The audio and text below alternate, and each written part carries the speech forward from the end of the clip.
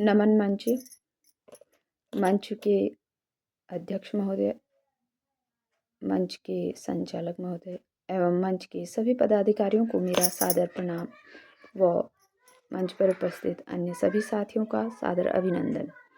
आज के विषय अनुराग पर मैंने एक विजया घनाक्षरी लिखने का एक छोटा सा प्रयास किया है, तो आप लोगों के समक्ष प्रस्तुत है अनुराग विषय पर विजया घनाक्षरी। कोई भी त्रुटि हो तो आप इसे संशोधन करने की कृपा करेंगे। कभी प्रेम बरसता, स्नेह रस छलकता, प्रीति वशीभूत होते अनुरागी जाए बन। दिल जब भर जाए कुछ भी से न भाए, ईश्वर से अनुरक्त बैरागी बने जो मन।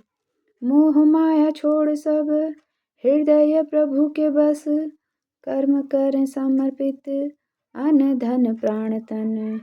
कर्म करे समर्पित अन्न धन प्राण तन। राग अनुराग द्वेष, छल दंभ और कलेश, त्याग मन के विकार खोज ले एकाकीपन। त्याग मन के विकार खोज ले एकाकीपन। धन्यवाद।